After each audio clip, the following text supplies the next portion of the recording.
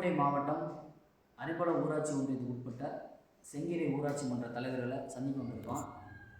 பொதுமக்களும் இங்கே இருக்கக்கூடிய அரசு அதிகாரிகளும் சிறப்பாக இந்த பகுதியில் வேலை செஞ்சுருக்கிறதுக்காக முதல்ல அவங்களுக்கு நாங்கள் பாராட்டுகளை தெரிவிக்கிறோம். பொலிட்டிக்கல் மீடியா சார்பாக ஒரு பாராட்டுகளை தெரிவிச்சுட்டு சிறப்பான நலத்திட்டங்கள் அனைத்து மக்களுக்கும் அனைத்து வேலைகளையும் செஞ்சு முடிச்சுட்டு இப்போ பனிக்காலம் முடிந்து விட்டது.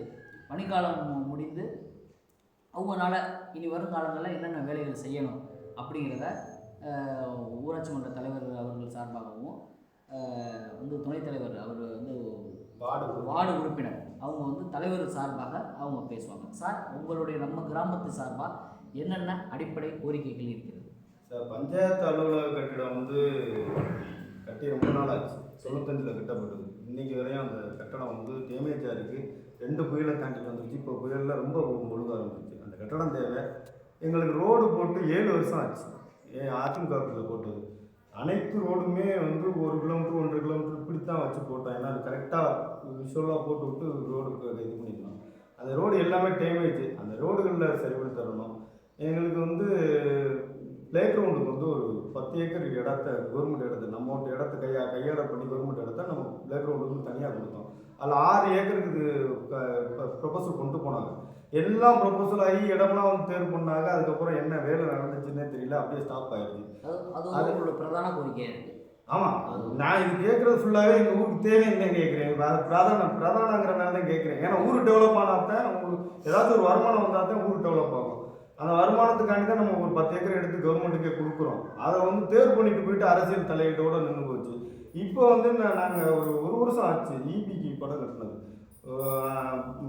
அதில் எங்களுக்கு ஒரு சில லைன் இழுத்து கொடுக்காம இருக்குது. ஒரு வருஷம் ஆகியுமே இன்னும் இழுக்காமல் இருக்குது. கம்ப்ளீட் பண்ண சொல்லி கோரிக்கை வைக்கிறோம். பணத்தை கட்டுனதுக்கான பணத்துக்கு அலுவலகம் தேவை எங்களுக்கு. ஏன்னா ரொம்ப மோசம். நீங்கள் போய் பார்த்தீங்கன்னா தெரியும்.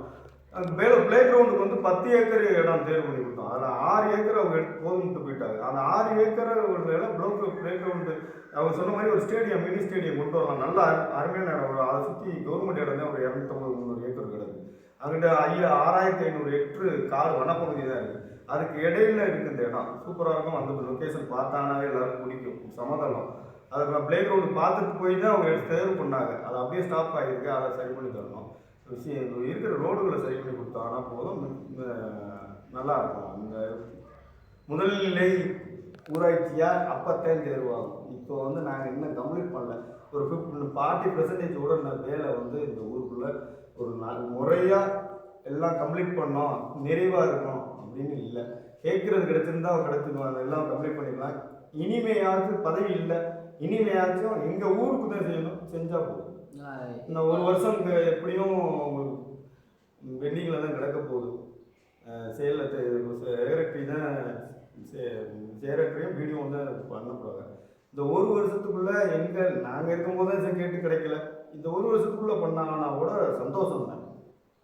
நம்ம ஊருக்குள்ள நல்லா நடந்தாச்சு. இப்போ எந்தெந்த ரோடுன்னு சொல்லலாமா சார்?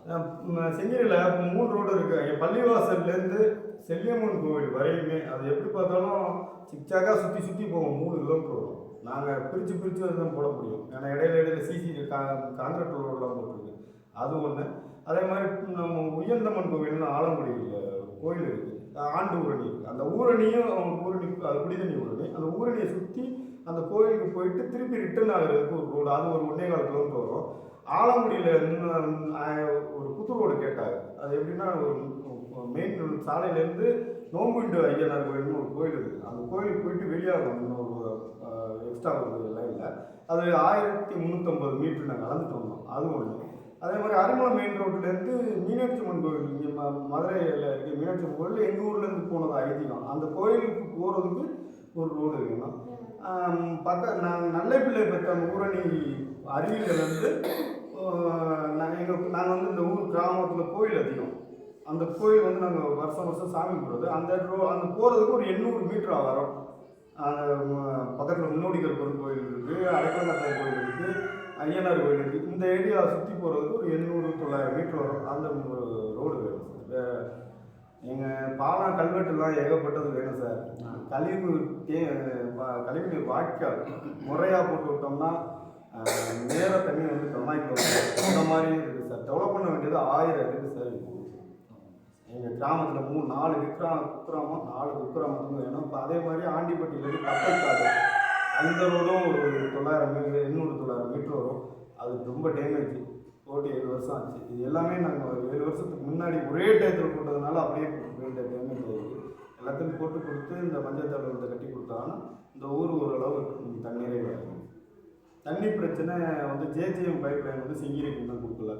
3 குக்கிராமத்துக்கு கொடுத்தாச்சு. அது சிங்கிரிக்கும் கொடுத்துட்டாங்கன்னா அது கம்ப்ளீட் ஆகிடும் தண்ணி பிரச்சனைங்கிறது. ஜேஜேஎம் லைன் கொடுத்துருவோம். அது முறையாக மெயின்டைன் பண்ணணும். கொடுக்குறது பெருசு இல்லை, முறையாக மெயின்டைன் பண்ணணும். இன்னும் எனக்கு என்னமோ முறையாக மெயின்டைன் பண்ணுற மாதிரி தெரியல எந்த பஞ்சாயத்துலையுமே. முறையாக இப்போ மெயின்டைன் பண்ணுற மாதிரி அந்த டேங்க்கு கொடுத்து பார்த்தா அந்த திட்டம் சக்ஸஸ் ஆகும். இவ்வளோ பணிக்கு மத்தியில் வந்து பொதுமக்களுக்காகவும் மற்றும் வந்து நலனுக்காகவும் நீங்கள் வந்து நேரம் ஒதுக்கி நீங்கள் வந்து அரசுக்கு கோரிக்கை வச்சதுக்கு நன்றி. நன்றி.